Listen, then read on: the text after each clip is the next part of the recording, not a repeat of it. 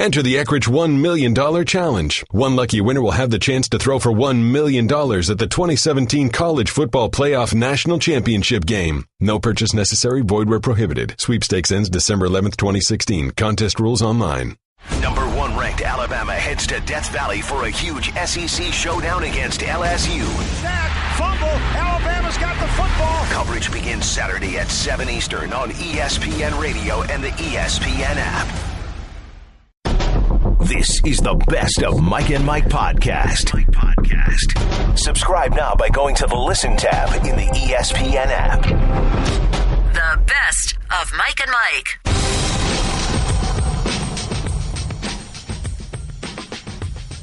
I'll say this. I'm not sitting where you're sitting, and Golick, again, for those of you who don't know, our program is a native Clevelander and was on the other side of this thing. I'll say it. You can say whatever you'd like to say. The Indians played their behinds off the entire year, the entire postseason, and as you'll hear Terry Francona say in a moment, have every reason to hold their heads extraordinarily high as they exit that field disappointed last night. Golick, your emotions. I need you to stop talking.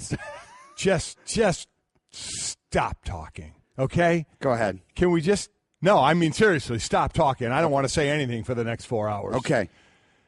Congratulations to the Cubs. Come on. How do you say – listen, it to be honest, I mean, it was – what a game. I mean, baseball, after that World Series, what a great place they're in.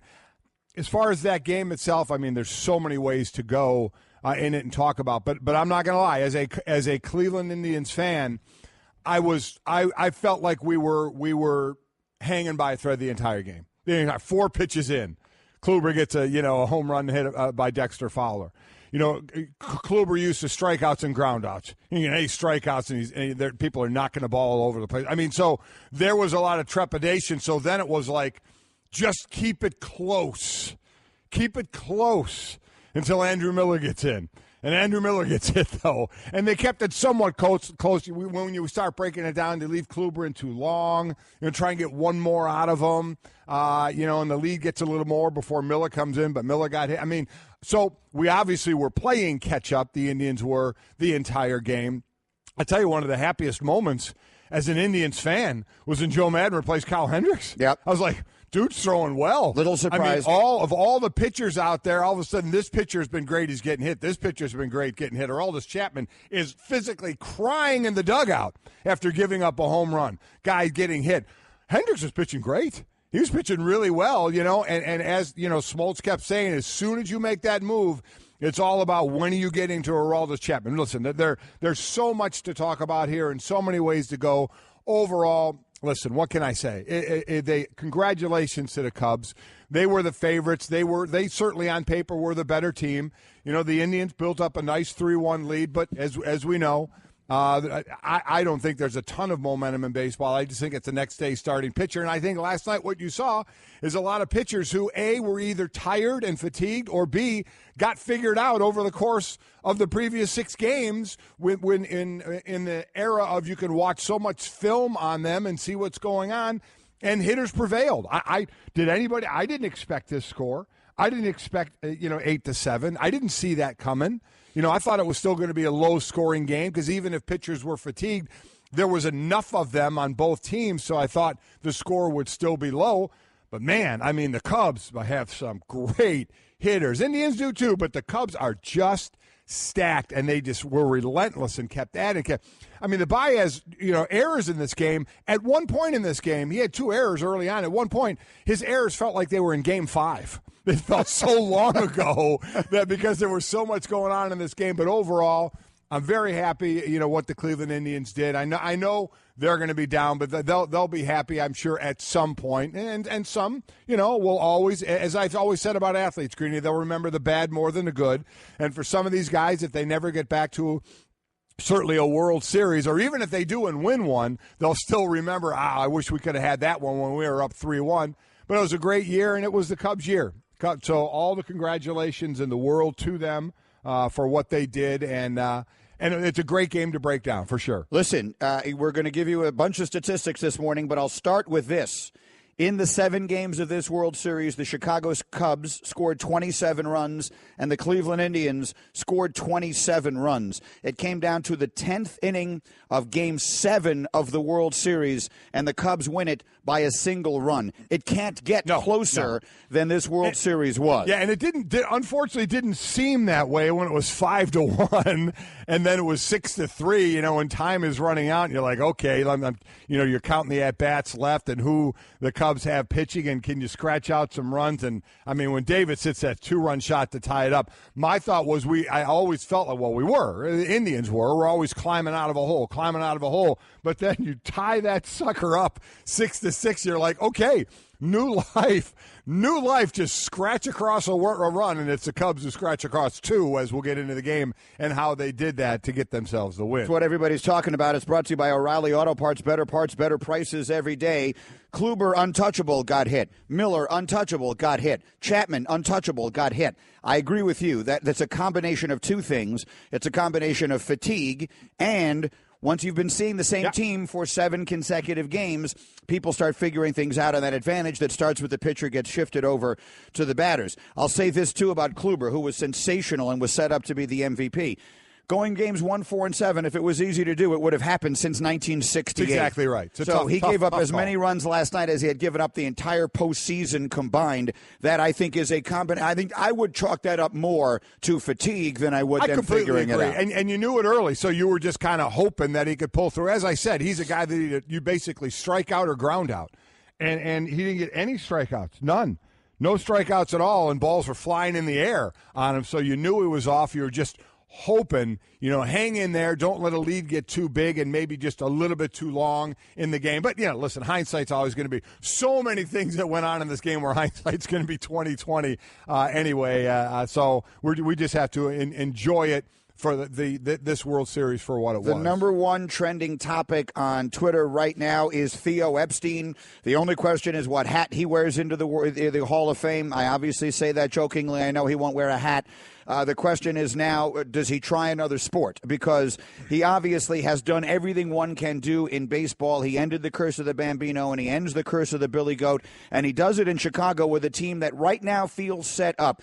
The Red Sox were a team that they went out and they acquired a lot of really good players. And look, the proof was in the pudding. They stayed good. They've won 2 more championships since his first team did it in 2004. But this one he built from scratch. 23 of the 25 players on the roster he acquired. Another was Javi Baez, who was drafted the year before he got there. They are set up right now to be the best team in baseball for the foreseeable future. Theo Epstein is the Frank Lloyd Wright of Major League Baseball. He is. He gets the Bill Polian title that we give Bill for football. 2 things on that. This team in 2012 had 101 losses. And Theo now builds a World Series championship for them. Number 2, forget another sport. Theo Epstein just locked in what I'm doing next Tuesday. I'm writing him in for president. Listen, we need somebody to fix things. Theo can fix things, all right? He took 2 of the greatest curses of all time and fixed them. Theo for president. Forget another sport. Are you kidding me? We have more issues than that. That's actually kind of funny. Let him help at a bigger, broader scale, okay? I mean, holy smokes, he made my next Tuesday very easy for that. But, hey, you're right. Congrats to him. I mean, you walk into the Hall of Fame. I think Francona is a Hall of Fame manager as well for what he has done. But listen, this is about the Cubs now and what Theo has built. And, oh, by the way, 6 starters for the Cubs, 24 or younger. That's what I mean. Ridiculous. And this is not a team, and for those who don't follow baseball day in, day out, this is not a team that will have to break up because players they can't afford. We got to pick 2 that we can pay. Right. They can pay everybody if they want to. This ain't football. They have all the money in the world, and especially now, that's going to be like an ATM they have there. So there's no reason to think. Look, the best team doesn't always win in baseball, as it almost didn't happen this year. But there is no reason to think that the Cubs won't be one of the teams with a chance to win every year for the next decade for exactly the reason that you just described. So it starts with Theo. The biggest winners last night, obviously, are Chicago Cubs fans. The older, the better. Yeah. And that's as good as it gets. And the next biggest winners last night were the game of Major League Baseball. Yep. This is a sport that when we started this show was talking about contraction, right? 15 or 16 years ago, they were talking about contracting franchises and a sport that really felt like it was in trouble. And last night, it felt like they were the epicenter of the world. And the momentum, we were talking in the makeup room, our makeup artist Hope was asking us, does this mean everyone's going to be more into baseball now? And my response is, can't hurt. Can't hurt. Is like I said, is it going to make you watch some arbitrary game next year? I have no idea, but you're correct, Greeny. Nothing that went on in this World Series is going to hurt the popularity of baseball. It was fantastic for them. And again, the thing baseball has working against it is that it is such a long season that no one individual game can feel like it has the kind of importance that you sometimes get. But what was on display last night, I have said this all of my life, and I will continue to say it, that if you're picking one game to decide a championship, there's nothing more exciting than a good baseball game because for exactly the reason you gave, right? It's 2 runs and you're counting outs. But what you're not doing is you're not saying, well, there's only 40 seconds left, so it's over. No. The game's not over until it's over. Yeah. The Indians had 27 outs and they used all of them and they got 3 more and they got all the way into extras despite what looked like an insurmountable lead, a lead that in other sports might have been insurmountable. There's nothing better than a great baseball game. And listen, I was very careful in the way I worded the open of the show this morning because I'm very sensitive to the notion that I am often called the master of hyperbole, right? I will overstate stuff. There's a part of me that's sitting here wants to say that that's as good a baseball game as I've ever seen. Now, I've always said the best baseball game I ever saw was Game 7 of the 91 World Series, which was Jack Morris and John Smoltz. It went to the 10th inning scoreless. There was also Game 6 of the World Series when it was the Cardinals and the Rangers in 2011. That was one of the greatest games that you've ever seen in your entire life, but it didn't decide a championship. It just kept a series alive. As far as a game to decide a championship, I think this might go ahead of 91. It might be the best baseball game when you winner take all to win the title. I think it's the best game I've ever seen. Yeah, listen, unfortunately, I certainly didn't feel that way as the game was going on and the lead was getting away. But, you're talking after the top of the 5th, it's 5-1, and Kluber had thrown and Miller was throwing. And you're thinking, wait a minute. These are the two that the Indian fans were waiting to get to. But again, as I said, we saw with Kluber, he just didn't have it early on. And you're just like we said yesterday, we had no idea what to expect.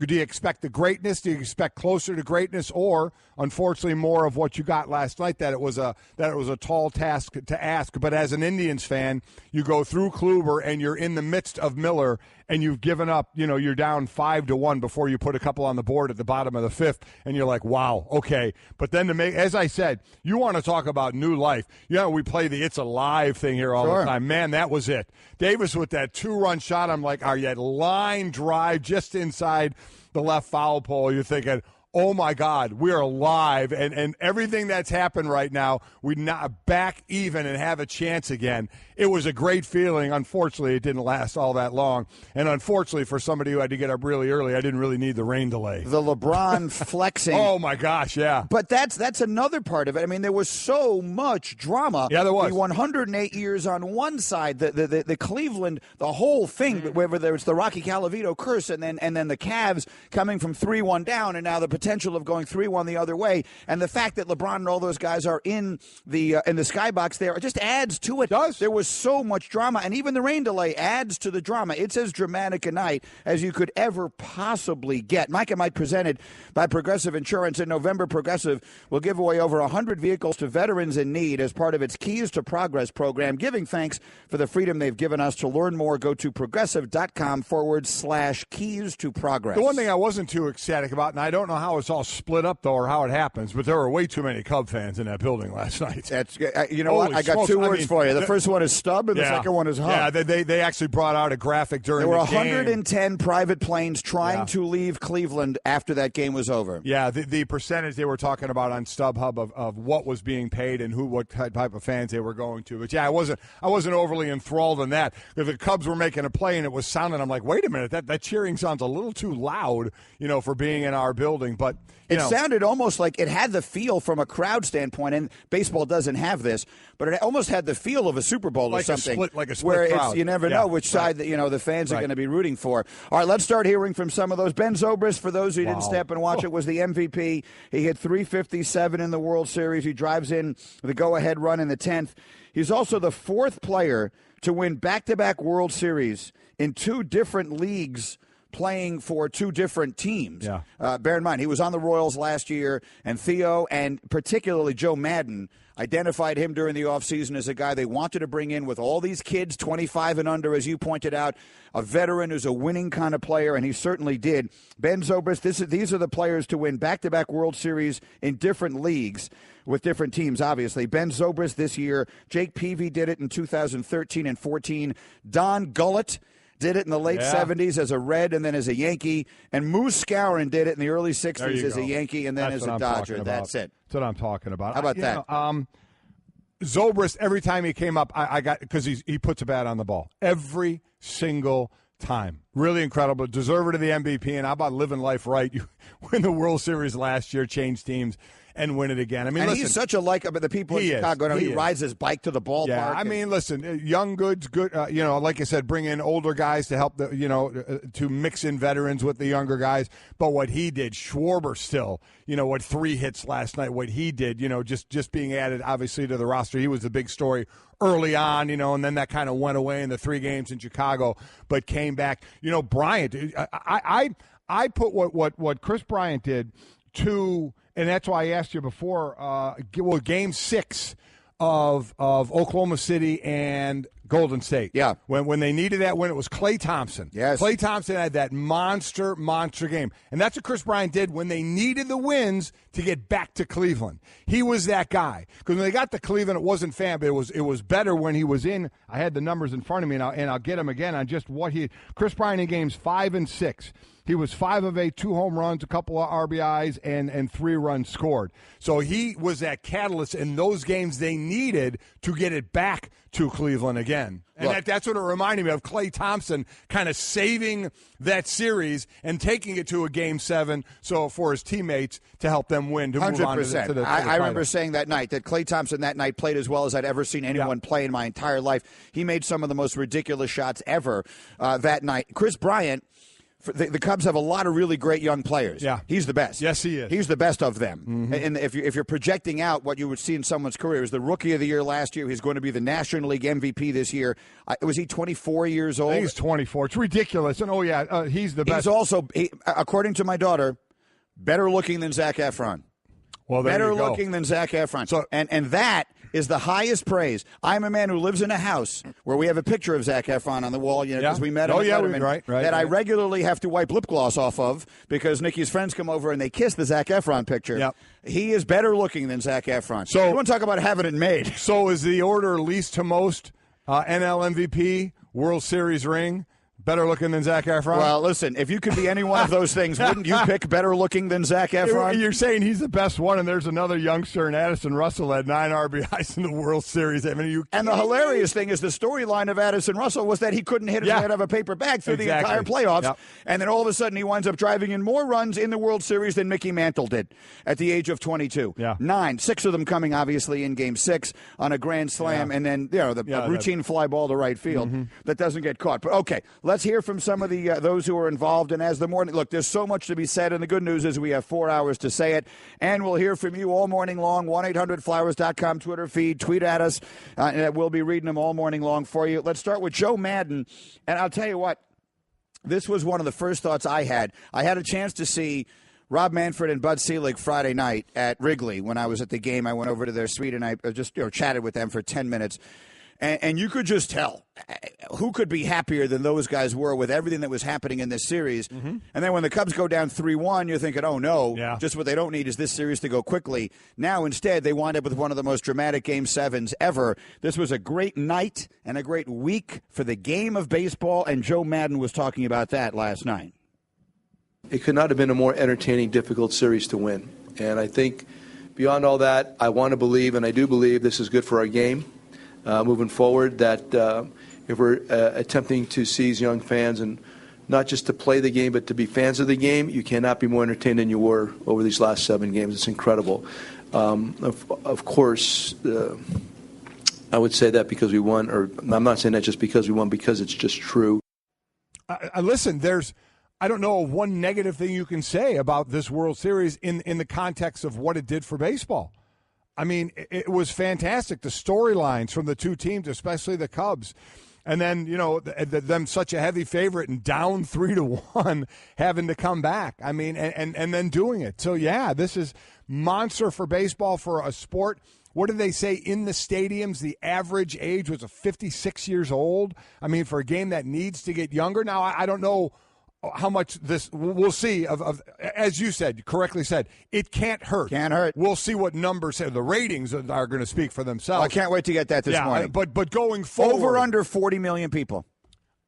I'm going over. Man, I think over. I'm going over 40 million people. I think over, and if you stayed with that thing as well, I mean, the Indians coming back the way they did, and then luckily the rain delay wasn't long. It was only 17 minutes. I saw them bringing out the tarps, and I'm laying there thinking, you start calculating, okay, even when the game ends, how soon can I fall asleep before my alarm goes off, at 4:15 Eastern? You're calculating all that, and then the tarps are rolling out. Are you kidding me?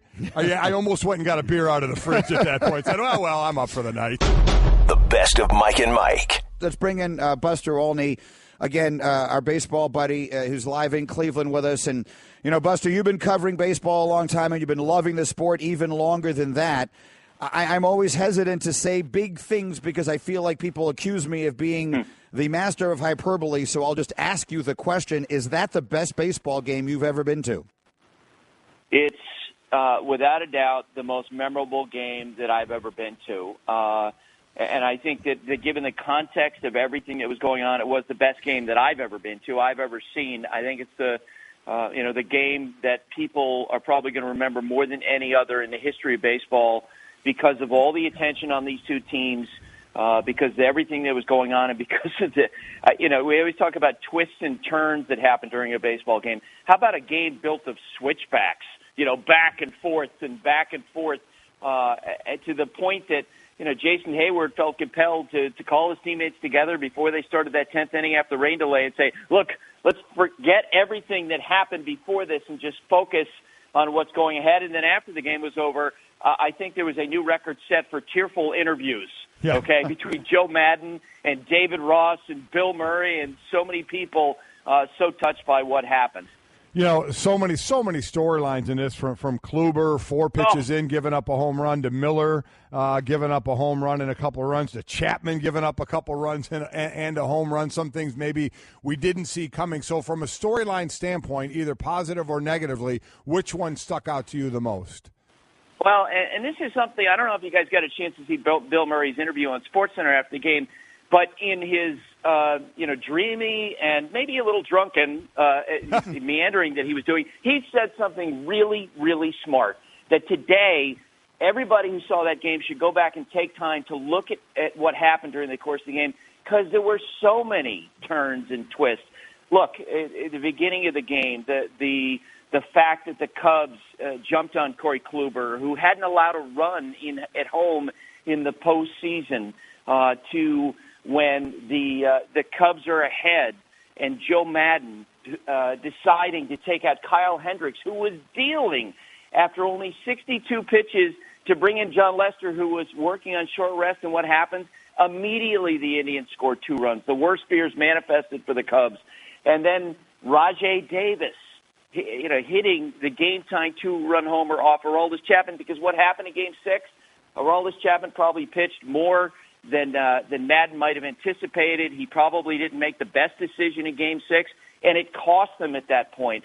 You mentioned David Ross. playing his last game in the big leagues, and he hits a home run. And then everything that happened in the 10th inning. And again, all of it framed by, and you think about the historical context of this. Guys, the North and South Poles were discovered since the last time the Cubs won a World Series. Flight was mastered. Diseases were cured since the last time the Cubs won the World Series. I got a better one for you, Buster. This is genuinely the greatest thing since sliced bread, because there was no sliced bread in 1908. So the last Mount time Everest was climbed, right? Mount Everest was climbed since the Cubs last won the World Series. And what exactly, and I hate to sound ridiculous, and I know this is getting into a strange sidebar, but before there was sliced bread, what happened? You just had to eat the whole loaf at a time? Did you just chunk the bread, or you just ripped off pieces? I mean, the last time the Cubs won the World Series, Buster, you just got a big hunk of bread and you had to eat the whole thing like that? That was it? No, what happened was everyone ate bread the way Golick eats donuts. That's a good point. Well played. Just shoved it into the mouths all at once. And so then let's talk about, because immediately you see that the Cubs have been installed as World Series favorites for next year, and if I'm not mistaken, every year from now in the foreseeable future, obviously. I mean, this team is set up, right? You look at the youth of this group, it is ridiculous not only how good they are, but they project to be better 2 and 3 and 4 years from now than they are at this minute. Yeah, and I wrote yesterday that there's so many legacies at stake in that Game 7. You think about Anthony Rizzo and Chris Bryant. These two young corner infielders, they could be the Kobe Bryant and Shaquille O'Neal of baseball for years to come, except these guys actually like each other. They have, the shortstop Addison Russell, 22 years old. Javier Baez, their second baseman, a brilliant defender. The big challenge for the Cubs is going to be in the years to come maintaining that starting pitching, because Jake Arrieta is a free agent after next year. John Lester's a little bit older. John Lackey's a free agent after next season. That's going to be the challenge for Theo Epstein, developing more pitching. Well, and one thing that always bums Greeny out is to be able to stop and smell the roses. Theo Epstein's going to get back to work here pretty soon, because that's just the business. And I guess the biggest question, people, I think the thought is he'll be gone. But Aroldis Chapman, anyway, he's back in a Cub uniform making big money? I doubt it, and I'll tell you why. I don't think that the Cubs, knowing the way Theo thinks, that the idea of paying a closer $15 to $17 million a year, which is probably what his market value is going to be this winter at a time when the Nationals are looking for a closer, the Giants are looking for a closer, maybe the Yankees would get involved in that bidding. I don't see the Cubs paying that kind of money. I see them, going back to the relievers that they didn't use the last two games. And, hey, guys, we really love you. We're not kidding. We'll rely on you guys going forward.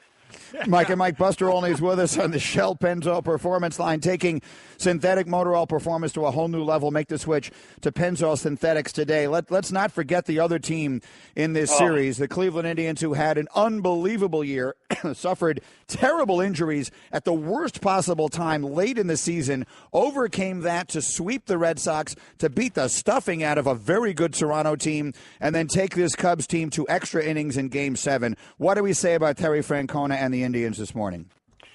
Yesterday afternoon, I was texting back and forth with a member of the Cubs organization, and I wrote to him that the worst thing about this day is that one of these two teams has to lose. Because, you talk about, the Cubs, we all know about them, and the great guys on that team. The Indians were tremendous American League champions, and as you say, overcoming the injuries and battling all the way through, and the comebacks in Game 7, you're heartbroken for him, and there's no other way to put it. And Terry Francona, after the game, mentioned that he hopes his players, perhaps gain the perspective of Ralph Branca, who gave up the home run to Bobby Thompson in 1951, or Bill Buckner, who eventually, now shares, I think, in the memories of what happened in the 1986 World Series. And he was speaking already right after the game to what an incredible game, what an incredible World Series, something that no one will ever forget. And these Indians were a part of it. And Golick, you'll appreciate this. When I was leaving Progressive Field last night, I was walking amidst a group of absolutely stunned Indians fans. They were quiet in their Kipnis jerseys and their Lindor jerseys, and then all of a sudden one of them said, "Go Cavs!" And then they all cheered. Yeah, look, they've had a great year in Cleveland. By the way, how good is that kid Lindor, by the way? Holy smoke. How good is that guy? That one behind second. Yeah, really, really nice. Buster, how good is that kid?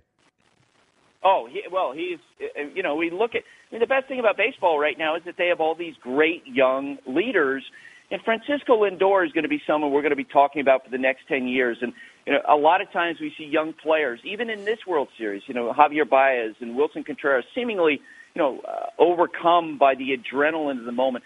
Francisco Lindor reminds me so much of Mike Trout in that everything is just fun. Like, hey, I get to play a baseball game today. That's the way he carried himself all through the postseason. I don't know what his final numbers were. He hit like 370 in his first postseason. He's amazing. He'll lead this team for years to come. When you're opening a new office location, but deadlines don't let up, you need to make sure your team can start working fast, which means all of a sudden you're looking to buy new conference tables, chairs, laptops, and whiteboards quickly. Business cards from American Express Open can give you buying power to help cover the big purchases you need to make when you need to make them. Find out how American Express cards and services can help prepare you for growth at open.com. There are so many great things about sports, too many to list them all, but for me, the best is the way it brings families together. It certainly did for me in my childhood. That's the biggest reason I'm sitting here today. And with that thought in mind, Mike, this moment, as Chris Singleton asked Joe Madden about the hat he had in his pocket last night, it almost brought both of us to tears as we played it for you in the first hour, and I wanted to play it again for those of you who are just waking up and joining us. This is what sports is all about. It's a special night for you. You showed us the hat that your dad used to wear. He's not with us. You've got your first World Series championship. Right there. There it is. Put it in my back pocket in the 10th inning. There you go. Right there. That's Dad's cap. Yep. Joe, congratulations. Wow. Put it in his pocket and back pocket in the 10th inning. I mean, And as Chris Singleton asks him, for those of you who are not with us, he couldn't even speak. He just turned around and hugged him. If you want to save that moment forever, I know I just put it up on Instagram, and you did too. Yeah, it's very just at amazing. ESPN Greeny or at ESPN Golick on Instagram if you want to save those forever. As we bring our buddy Doug Glanville into the conversation, who played for the Cubs during his long major league career. It's hard to put into words. That moment, it's hard to put into words. All of the emotions that people across that city, across the country, and I guess across the world are feeling after 108 years of waiting. Yeah, I mean, it is. There really are no words for it, other than recognizing that the history is beyond the local arena of Chicago, right? We're talking about an international team. I remember when they were on WGN and how they talked about America. I was in Costa Rica at one point watching Cubs highlights.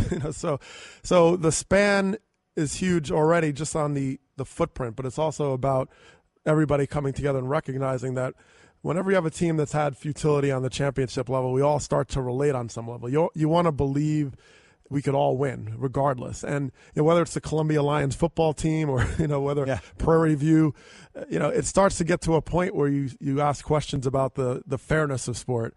And there's something that everybody can rally around, whether you're Chicago Cubs fans or not, that we all can win at some given time. And I think they've put that banner up well beyond the borders of Chicago. Greeny has asked this of me and other former athletes.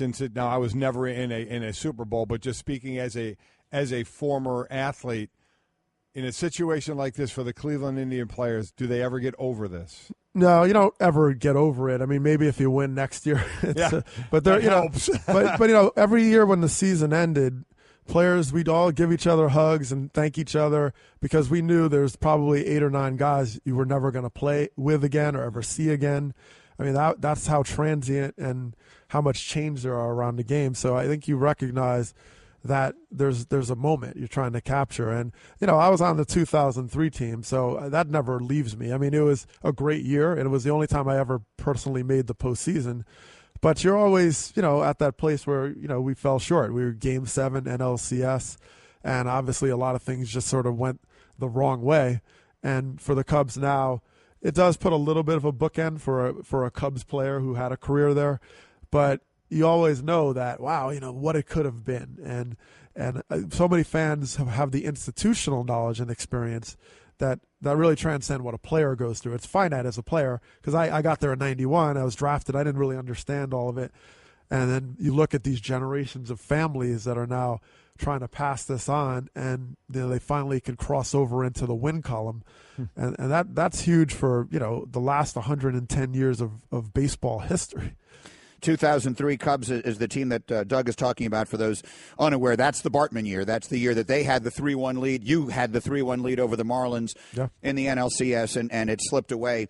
And they went on to beat the Yankees in the World Series. And something that Michael Wilbon brought up during the, if you're watching on TV, he did a little essay for us that we played for him. We were watching. And I don't know that this is necessarily significant to anything, but there's something I think that's nice as one who cares about the history of the sport. The Cubs, who are an historic franchise, look at the teams they beat to winning the championship. They beat the Giants, who are an historic franchise. They beat the Dodgers, a historic franchise. And they beat the Indians, a historic franchise. This is not to denigrate in any way the Diamondbacks or the Mariners or any of these other teams that came about much later, but there is something about the fact that all those teams have existed as long as the curse has existed, or roughly that long, that I think adds to this a little bit. There was a lot of history going on in this postseason and in this World Series. I mean, you couldn't write a better script. I mean, it wrote itself, and that's the beauty of baseball, a sport.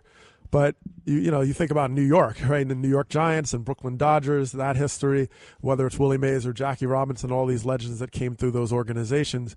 And when you play, you become part of that fabric, the tapestry of history, which was a challenge for Cubs players. When I was drafted in 91, you want to respect that history, but as Joe Madden says, you don't want to let it define your future, right? So you're always like, and you see the veteran guys that are around. I remember Ron Santo and Ernie Banks and Billy Williams, and there's so many players we lost as the family of the Cubs, right? I mean, Kevin Foster, you have to give a shout out to these guys, Jeremy Gonzalez and Jesse Hollins. So, and even the scout that was part of the organization in the front office, Billy Hartford, who kind of missed the moment because he passed on. So it's so much bigger than life. It's also the past of people who gave you so much as part of the organization that are no longer with us. Yeah, Ron Santo just died recently. Ernie Banks, as everyone knows, just died recently. Harry Carey is somewhere up there singing right now, no question about it. Doug Glanville is here with the Straight Talk, brought to you by Straight Talk Wireless. Best phones, best networks, half the cost. Jesse Rogers covers the Cubs for ESPNChicago.com and for us here on Mike and Mike and all of ESPN. And I've mentioned many times during this run, Jesse and I go back together 25 years to when we used to write song parodies. And we rewrote this to No Cubs No more times than I can possibly imagine because they were so bad. It sure sounds different this morning. Certainly. Jesse Rogers is with us, and see if he is dried off after all the champagne last night. How are you, Jess? That's a shirt I'm going to keep because we don't know if it'll happen again in our lifetimes. It was quite the night. I think one of you just said it. It was a Hollywood script to see that game play out the way it did, the twists and turns. Of course, when they tied it up, I'm talking about the Indians, everybody back in Chicago, I'm sure, were thinking, uh-oh, here we go again. But this is a different Cubs team, and I think Doug touched on it. I mean, they are really a different team than anything I've ever been around. And I'll tell you, I know there's a lot of magical, romantic ideas about this team and stuff. I will tell you, they are just very deep and talented. And that's what got it done at the end of the day. They have a deep, deep team. They are able to go to the bench and get their third catcher. They've barely played him on defense or offense. Miguel Montero goes in there, and what does he do? He gets a 1-2-3 inning out of Aroldis Chapman after Chapman blew the game in the eighth. And then he gets a game-winning hit in the 10th inning because he added that insurance run, which they needed. I'm talking about Miguel Montero. So just a very deep and talented team. We can't forget that with all the sort of romantic ideas of this team winning the World Series. Well, so let's go back to its inception, Jesse, because you were there. I remember sitting and talking to you. Mike, you and I were doing one of our rooftop, the rooftop events across the street there, and Jesse came over and we were talking, and you were talking to me, Jesse, about all these guys that Theo was assembling in the minors. You were on Chris Bryant before anyone else I heard talking about Chris Bryant, but all of these guys. So take it back to the beginning, because you've been covering it as long as that's been going on, and how he put this thing together basically from scratch. I'll tell you exactly what the key was. He maximized tanking. We talk about teams tanking, getting high draft picks, trading for young players. Some do it very well, and we've seen Pittsburgh over the years kind of build up a team. But what Theo did in a short amount of time, he maximized the idea of tanking, of losing games. What he did was he wasn't worried at all about a win total at the end of the year. He wasn't worried at all about putting fans in the stands, anything like that. If there was a trade to be made in June, he would do it. If there was a young deal, a deal for a young player, which maybe was you're not sure about him, but they had a veteran to dump, they would do it. They just loaded up on young players as much as possible, and he just did it better than anyone else, and that's why it came together so quickly. And of course, it comes down to scouting as well. Chris Bryant was an easy pick, but there were a lot of picks along the way, whether it be trades, whether it be the draft picks, that made the difference. So that's why they were able to do this so quickly. They didn't care about a 500 record, anything like that. They said, get young, get better, get talented, bring in character guys. They did that in a matter of 3 or 4 years here, and that's why they're World Series champions. So, Jesse, you're a homegrown kid there. You've been a part of the whole lovable loser thing, and there are many there way older than you that have dealt with it for way longer than you. What's the identity now? Everybody's so accustomed to dealing with the Cubs in that light. What's the identity? How do you Chicagoans feel about it now or deal with it now?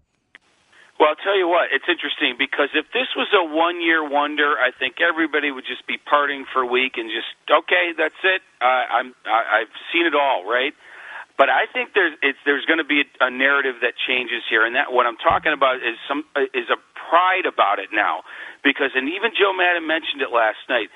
They have something set up here where now that they've broken through and they have one of the younger teams in the league, they could do this for a long, long time. Doesn't mean you're going to win every year. We know that. The Braves went 14 years in a row. They won one. But it's an interesting question, Mike.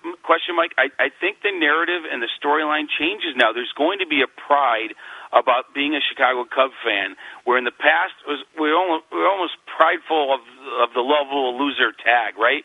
We sort of enjoyed it after a while.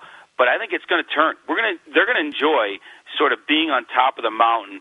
And I could see in a very short order 29 other teams really hating the Cubs and Cub fans because this is going to be a very good team for quite a while. It's like Golden State, right, Mike? Everyone loved Golden State, and then all of a sudden everybody hates Golden State. Now they're the big boy in the block, and you want to see him get knocked off. And Mike, presented by Progressive Insurance. Jesse Rogers with us on the Shell Pennzoil Performance Line. The rest of the baseball world now starts thinking about what goes forward. I agree with you. They're a dynasty in the making. Who's not back? Run through it for people who don't know all the details. Where are the question marks as far as who does come back next year? Well, I think Dexter Fowler is the big one, the leadoff man in center field. They're crowded out there. I mean, Kyle Schwarber didn't play all year now. He's back. So he's a free agent, and I think Dexter Fowler probably deserves a lot of money, and I'm not sure if the Cubs are going to give it to him. But that's a big hole to fill, especially more so offensively than defensively, so especially, I was going to say, at the top of the order. So Dexter Fowler is probably the biggest question mark. The other one is Aroldis Chapman. He's a free agent. I don't think he's back, but I think he did prove a lot to a lot of people. He was willing to take that ball whenever the manager wanted him to. Didn't work out last night, but he gave it his all. You got to give him a lot of credit. But the Cubs really don't have a lot back there right now. You saw what Joe Madden did. He didn't have a lot of trust in a lot of guys. So it's interesting. Does what Chapman did in the playoffs change what the Cubs are thinking about him?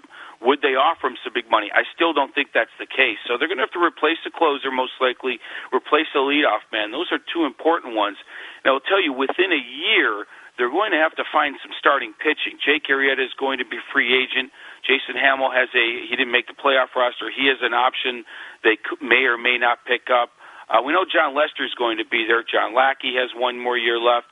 So this team with this staff has one more year, but then they're going to have to bring in some new blood. And I think Mike Montgomery is a guy. He got his first career save last night. He's going to end up in the starting rotation. Joe Madden really likes this guy. So there's a few openings there, but when you think about Kyle Schwarber now for a full year and that infield, Russell, Bryant, Baez, and the ages of those guys, it's still going to be a very good team, but it's not exactly the same team coming back. They're going to have to fill some spots, especially that closer position. Jesse, do we know when the parade is? It looks like it's going to be Friday. There was some talk about it happening Monday. I assume it'll be official today. I think the team would like it. It will like to have it Friday.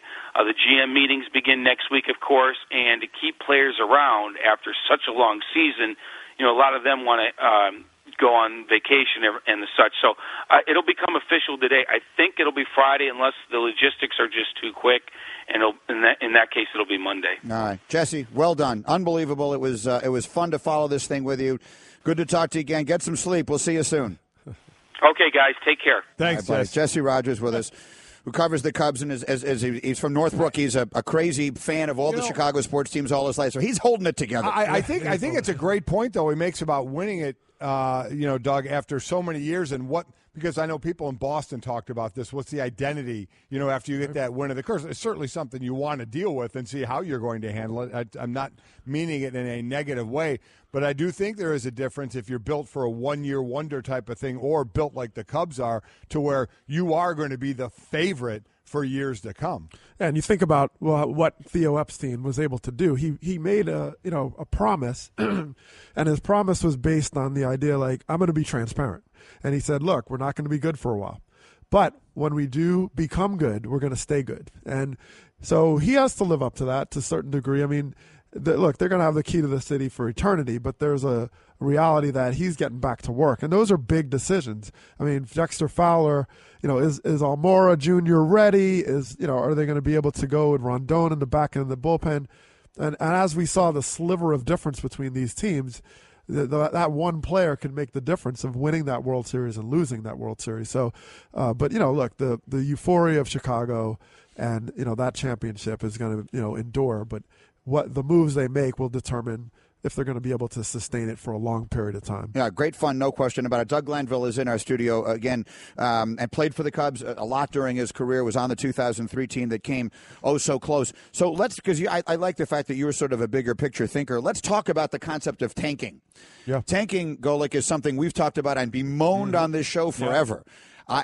I am morally opposed to it conceptually because I've been a fan all of my life. I was a season ticket holder. My parents, not me, my family had season tickets to games through so much of my life that to charge full ticket prices and all of that kind of stuff for full seasons where you're not actively trying to win, there's something inside of me that is just opposed to that. And yet, when you sit and you look at it, when you do it right, it is inarguable that it's the best way to put something together. Now, you blow a couple of these picks, and now you stink, and you stink forever. Right. Or you look at a team like the Knicks that decided to try and do it because they were going to save all this money up, and they were going to get LeBron, and they were going to get this one and that one, and they never do. But when you do it right, like this guy did, there's really no way for me to sit here and attack it. It's 100% the right thing to do. Right. You're not going to hear a complaint from Chicago fans right now. All right. So, whatever they went through before is literally erased right now, and that is the beauty of having success. You can reframe history. You can reframe it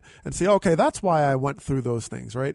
So that's part of it. Absolutely, look, it's business, right? Did a lot of work with the union and the executive subcommittee with the Players Association. We understand that competitive balance, trying to create that when there was these sort of dynasty flavors. Now you want to try to spread the wealth, so the bigger market shares we're able to share with the smaller market share, and then the draft, and making these adjustments. So it became clear it was a bad thing to be in the middle of the pack. That's no man's land because you're not winning enough to build and attract, but you're also not losing enough to be able to draft the top echelon players. So you need to either win it or be at the bottom. That is the purity of the economics of it. So, and yeah, it is a little bit of a problem. You hear GM, some people complain about it. Like, I don't want to have a disincentive to not be successful. But like you said, the Cubs have shown you a blueprint of why that does work. Yeah, middleman loses in this case. I want to go back to the game because it was such an incredible game. As you look at it, and there were so many twists and turns, in your mind, were there any – what stood out to you as a move that was a great move or a move that you wouldn't have made on either side? Oh, man. I mean, it's Chapman was a big storyline. Like, when is this guy going to come in? I mean, because everybody wanted to know, will he have velocity? Will he have command? And look, the guy was exhausted. I mean, everybody's exhausted at this point.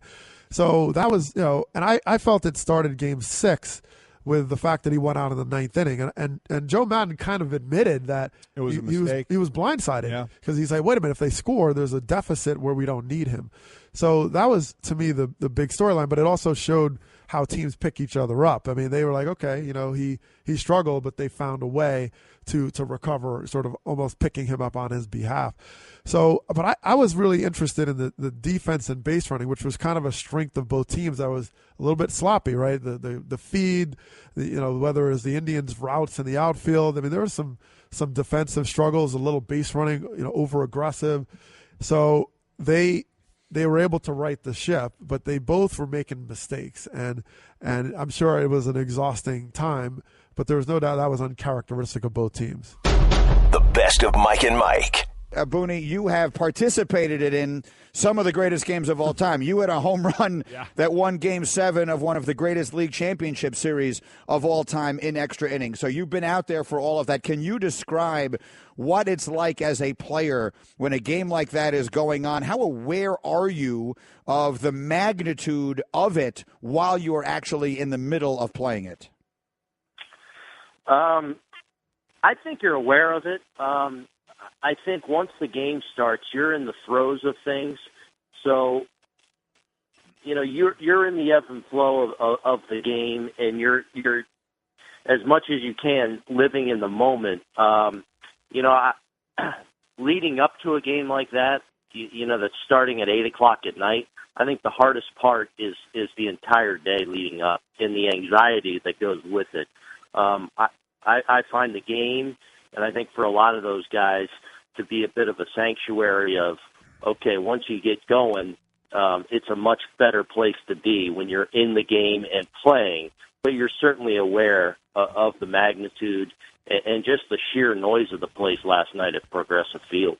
So then I think it's true in any sport. Once you, as you just mentioned, once you get first pitch, once you get tip-off, once you get kickoff, once you drop the puck, then it's the game, and then you're in your element and doing your thing. And there are things that happen.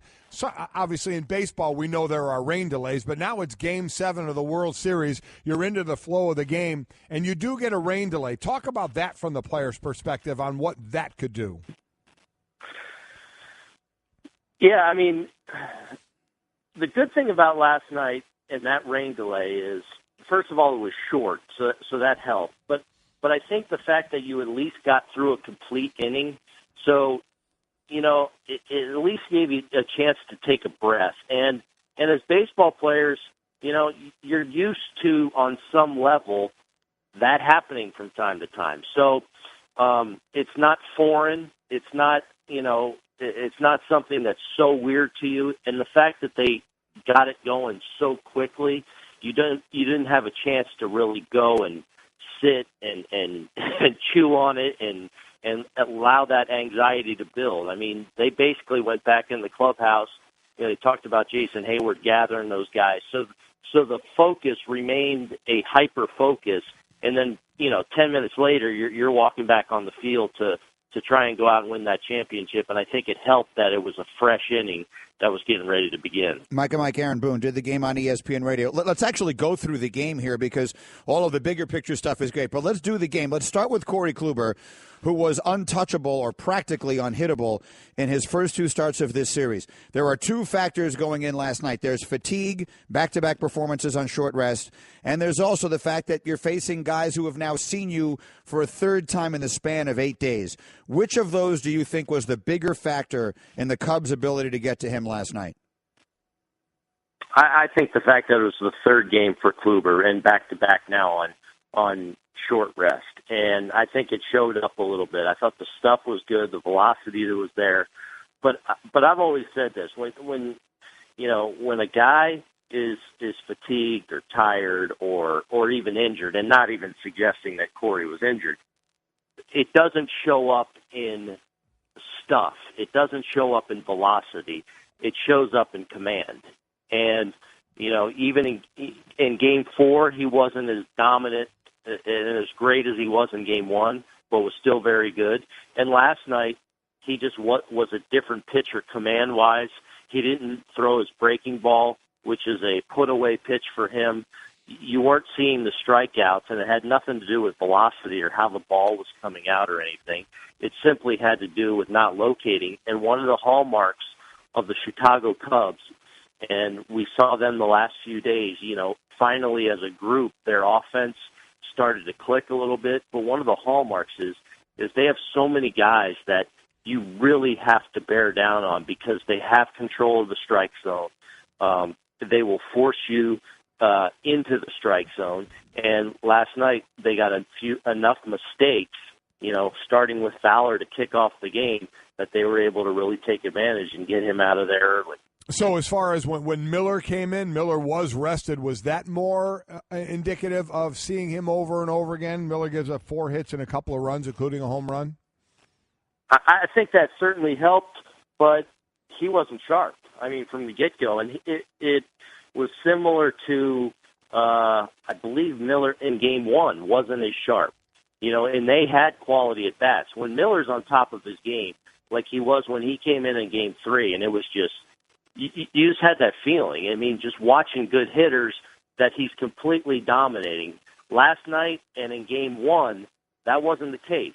He was still solid. He was still all right, but he didn't have great command of his slider. And even the lefties, you saw guys that, could deal with the slider. And when he's on top of his game, even a locked-in hitter, he's gonna own.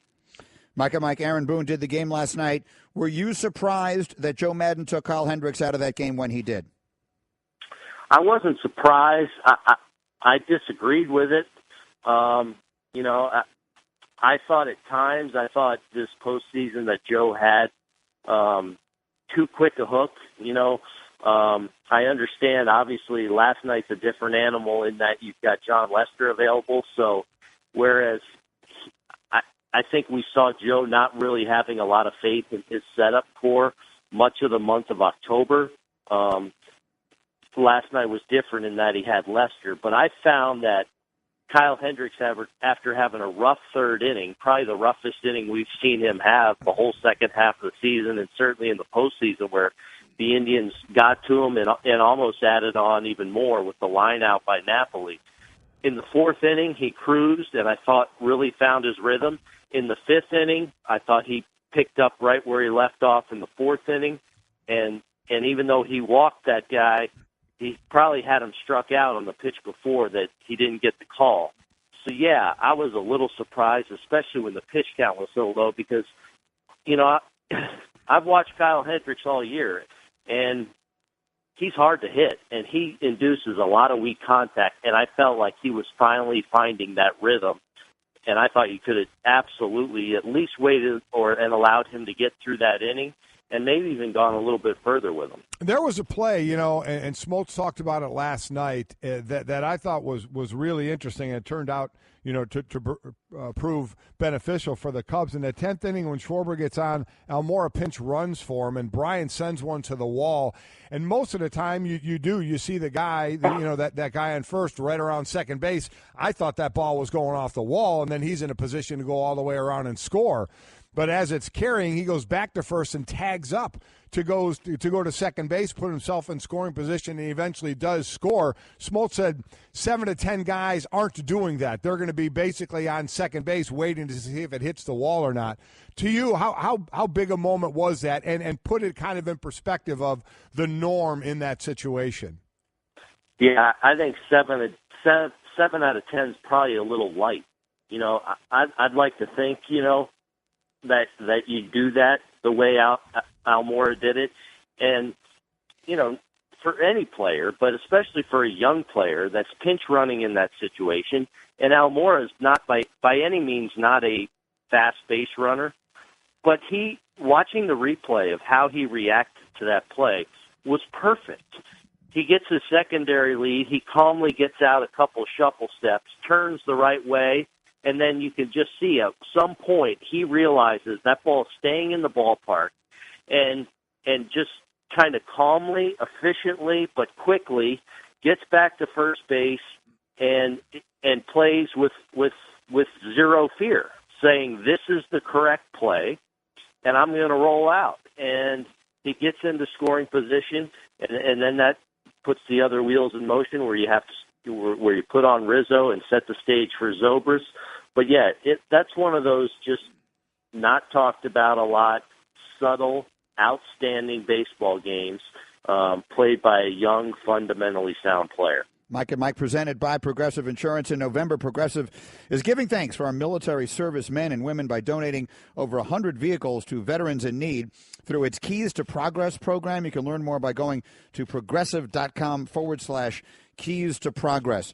So we spin it forward, Booney. Obviously, you're not allowed to win a championship without people immediately asking you, well, can you do it again? Clearly, this Cub team seems to be set up to do it again. What is your projection of the future of this very young, deep, talented team? Yeah, it's scary. I mean, this is the best team I've seen in a long time, frankly. Not a real weakness offensively, pitching-wise. As good a defensive team as I've seen in a while, and seemingly in position to continue that with a strong farm system, with a great core of young players, and being the Cubs with tremendous resources to keep that up and to continue to hang on to their players. And I don't think you can say enough about bringing Theo Epstein in, who comes in with all this clout and comes in with I'm Theo Epstein, so he's allowed with a large market club where it's not always the case, especially if you have a decent club. It gives the Cubs the clout and the almost the permission to say, we're going to tear this down the right way and build it up. And you saw a great architect now bring a championship for the first time in 108 years. And absolutely, I think, set up for the decade to be a monster each and every season. So we've been talking about that, them being set up. How about the Indians? Where are they set? How are they set for the future? Well, I think they have a chance to be really good again next year. You've got Andrew Miller coming back. You've got, for as great a year as it just was for the Cleveland Indians, it's remarkable to think as a small market club that they did this, and a big reason they're in the postseason was their starting pitching, and their big three at the top especially matches up with anyone in Major League Baseball, and that wasn't available. Salazar was on the World Series roster, but in the pen. Salazar and Carrasco to go with Kluber. You'd be hard-pressed to find three more dominant pitchers in Major League Baseball, and now you've got a bullpen that can supplement that. In theory, you should have Michael Brantley coming back next year, who has been an MVP candidate in his career. Remarkable what they were able to do. What Terry Francona was able to kind of get them to perform in the postseason. I think they're in good position on the short term to be very good, not only next year, but possibly the year after. Hey, basketball fans, I'm George Sedano on the latest NBA Lockdown podcast. Amin Al-Hassan, Kevin Pelton, and I discuss the biggest surprises thus far in the first week of the NBA season, all these new contracts, and Ray Allen's retirement.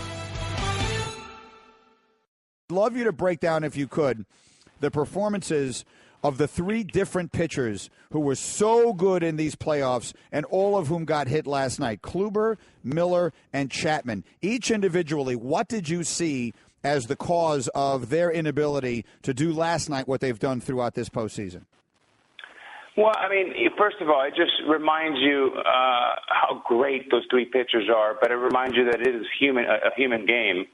And, much like boxing, without your legs, you don't have anything. And I thought that was the one common denominator between those three guys. They pitched an awful lot. They were very exhausted. And specifically Miller and Kluber, their off-speed pitches, secondary pitches, were very flat. And they were just rolling up there. And we didn't see much of that in Kluber in game 1 or 4. With Chapman, look, he threw 5 1/3 in 3 games. 97 pitches, and he just looked like a boxer that just ran out of gas. He was on the ropes day one. And I think what the folks at home don't appreciate, because they just see the miles per hour, when you're fatigued, the miles per hour per se don't get affected, but what gets affected is your command and your life on the on the baseball. And you saw this specifically with Kluber and Chapman. How about the other side of that, from the hitter side, from your side of it? In today's game with the ability to watch pitchers on tape and scout and such, how long it takes and what part of it was figuring these pitchers out because you see them a number of times through a series? Yeah, it's a few things. So you see him, for the third time in less than 10 days. On top of that, you're seeing a lot of video. And if his stuff is not as sharp, boy, that's like a triple whammy. And I think that's what you saw yesterday. And on top of that, they went from – I don't remember the last time I saw a transformation from a team that was so anemic and so undisciplined at the plate to transforming. They looked like 9-weight bogs where they wouldn't swing at a pitch outside of the strike zone. And then they were just like a blue avalanche. So all these things shifted very quickly in the Cubs' favor. I am going to prove why I'm such a loser. I compare things to Rocky movies, and the fourth pitch of the game, Kluber gives up a home run, and I'm thinking, in that Cubs dugout, are they thinking that he's Drago, that he bleeds, that he does bleed, he's human, he can bleed? What's going on in that dugout 4 pitches into the game when Kluber's on the mound and your teammate just hits a home run? What's happening in the Cubs dugout? I mean, that is huge because they hadn't been able to touch Kluber, and baseball is such a mental game.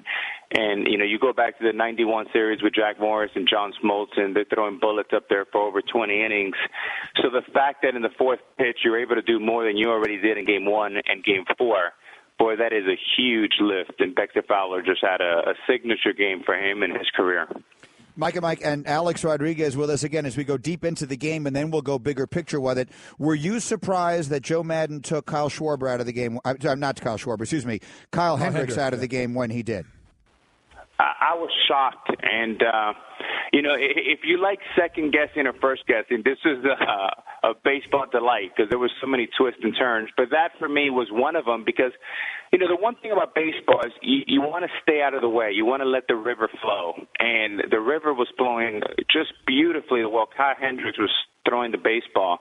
He was a complete domination. And the irony is the Santana pitch, I believe it was a 2-2 pitch, was strike 3. And Sam, the umpire, called it a ball. He walked him, and then before you know it, Kyle Hendricks was out of the game. Yeah, I thought it was a bit quick, but everything worked out just fine for the Cubs. As you're talking about let it flow, what does a rain delay, even though it wasn't a long rain delay, it was just 17 minutes, what did that do? Did it have an effect on either team, do you think? In hindsight, the answer had a huge effect. Learning what we learned in the post game with the meeting that Jason Hayward called. But usually a delay like that doesn't really have any effect or really doesn't change any momentum. The one thing about us in baseball, unlike basketball and football, where you have timeouts, and in basketball you have 20-second timeouts, that was a 20-second timeout basically for the Chicago Cubs, where they actually went underneath where there's a clubhouse in the weight room, and they had a meeting, and they came out a different team. So good for Jason and good for the Cubs. Mike, Alex Rodriguez is with us. We are presented by Progressive Insurance. Then let's try and put some sort of big picture perspective to this. You spent the majority of your career now, I guess, looking back on it in New York, in this huge market with teams that spent a lot of money. Let's put into perspective what Theo Epstein did with gutting the thing, living through a couple of really, really bad years, doing that in a big market where sometimes people say you can't do it, and striking gold basically with every single draft pick he made to putting together a team that not only wins a championship now, but certainly looks as though they're going to be a team to be reckoned with for a very long time going forward. Mike, can you hear me okay? Yeah. Did you lose me there, Alex? You got me? I have you, yeah. Yeah. Okay. I mean, what Theo and Tom Ricketts did combined, it's really truly a masterpiece. It's a dream that private equity firms out there will plot in, basically do a Harvard business study on a private equity leverage buyout. I mean, you go out, and it took Theo 5 years what I thought it would take him over 100 years. And what they did on the business front, on the baseball operation, and the most important thing is, shifting of culture just in 5 years. It's really been phenomenal. How I guess to put into words, there were 6 starters last night for the Cubs, 24 or younger. You went through World Series. How and the emotion of that and the nerves of that. How impressive is it that the way these young players were able to handle that? Yeah, I mean, that was, there's a little bit of a gift and a curse. And for those guys, Pete Rose actually said in our set that it was, and I agreed with him, that it was sometimes easier for younger players because they don't probably feel the pressure as much. They really don't understand the significance of 1908. I don't know if that was the case for the Cubs players, but it was really impressive. One of the most fun parts we had after the game yesterday, we sat down and had a beer with some of our Fox crew, and a lot of these guys covered, all the series for Fox going back to around 1996. And, there's a group of about 20 of us, and every person to a man said this was the most significant, the coolest, and the biggest baseball World Series they've covered. And for me personally, I watched every World Series, from 1985 when when the Royals beat St. Louis all the way through, and I would have to agree it's the biggest, most significant game that I've been a part of, that I've witnessed. The best of Mike and Mike. Was it the greatest game in baseball history? I think it was the biggest game in baseball history, and it's one of the greatest games in baseball history. The greatest game I ever watched, last night is giving it a run for its money, was Game 7 in 1991. Jack Morris and John Smoltz going pitch for pitch, 0 for 0. And ultimately, the Twins winning the World Series 1-0 in 10 innings. John Smoltz, who was brilliant that night and brilliant in the booth last night, doing the game for Fox, joins us now here on Mike and Mike. Smoltzy, very quickly on that before we go forward, because I don't know if we've ever asked you this question. Can you look back on that game now with great pride and joy at your participation in it, despite the fact that your team lost? Do you ever get past that? Well, no, it's unbelievable. I mean, I think back that feels like yesterday. It was one of the most epic moments of my life, and I think of baseball. And I don't know we'll ever see it again unless baseball starts going back and changing philosophies, because we're so quick to want to get relievers in the game. But man, what a game that was! And there's moments. There's always going to be moments that you'll ever remember about some great games, and I'll never forget that one. All right, and so then now let's spin it to last night and the moments last night, and let's talk specifically about the pitchers. So I guess on the starters first, did you think that Joe Maddon took Kyle Hendricks out of the game too early? Yeah, and that's not afterwards, that's before. I had this sneaky feeling that there would be I really believed last night there would be less innings pitched combined by the starters than what Jack Morris threw in that game. I really did, because of what the trends of baseball had kind of gotten people to do. The overuse of the bullpen has caught up in an incredible way to both teams. And I just thought the game was well in hand. And I have a general rule. It doesn't mean that it's the absolute right rule, but I just don't think you should make moves that make the other team happy. And the reason I say that is because the starter was cruising, 2 outs and a harmless walk that probably shouldn't have been a walk based on some of the pitches, but that trickles down into a couple scenarios. Now, all of a sudden, somebody's uncomfortable coming in with Lester, runner on, 2-run score. The game was well in hand. This shouldn't have been the game that it turned into be in an incredible classic. And that's just the way I felt then, and it certainly played out that way. And to your point, Mark Feinsand just tweeted, not one starting pitcher in this series recorded an out in the 7th inning. First World Series that's ever happened. And, John, you're right. As a guy who doesn't know nearly as much baseball as somebody like you, I sat there and, as a born and raised, Cleveland guy rooting for the Indians saying, well, thank God they took Hendricks out. Oh, my God, I can't believe they did that. On the other side of that, did Francona leave Kluber in too long? Probably one batter or one run too soon. You think about what he was dealing with, and there was always going to be this feeling of, I said this before the game, that both starters could be in a 0-0 game in the 5th and could both be taken out, and someone was saying, no way. Well, if you think about it, that's what happened with Hendricks. He was taken out with a 4-run lead before he finished the 5th.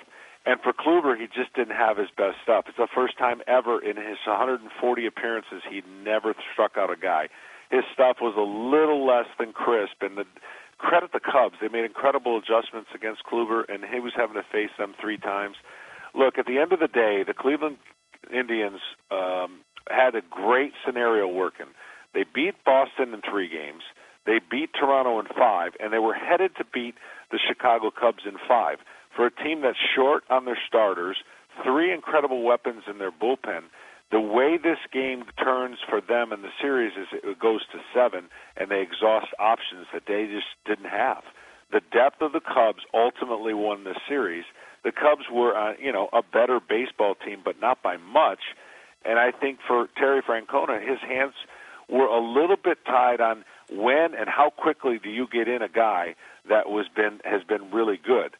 But as we saw, the more they see him, the more he pitches, the less great he became, and it was just one of those scenarios where the Indians ran out of weapons, in my opinion. John Smoltz will be part of MLB Network's off-season programming, including its Hot Stove Show returning this Monday at 9 a.m. So as we then spin it forward, John, there are teams that come along every now and again, and they win, and then they go away. This Chicago team does not look like it's going to be one of those. How do you foresee the immediate future for the Cubs? Oh, there's no doubt. This is a team built that position player-wise, they're going to get better. They're going to learn a lot from this series. These young players have, you saw some bad habits redevelop, and I think they're going to learn from that. The pitching staff is well intact. This team and Cleveland are going to be right back. I think they're favorites. I think Cleveland's going to be a favorite in the American League, barring they get their health back from some of their pitchers that they missed. And, no, this won't be one and done and, trade the farm and find different recipes. What Terry Francona did was less than amazing. To get his team with what they lost to this point and be that close to winning a championship. And then, of course, Joe Madden, this was a team that was supposed to do this, and they did it in a unique way. They disappeared in every series. It made you question whether they had what it took, and then they bounce back, and it's kind of the motto that he prepared him for the entire journey. Number 1 ranked Alabama heads to Death Valley for a huge SEC showdown against LSU. Snap, fumble, Alabama's got the football. Coverage begins Saturday at 7 Eastern on ESPN Radio and the ESPN app.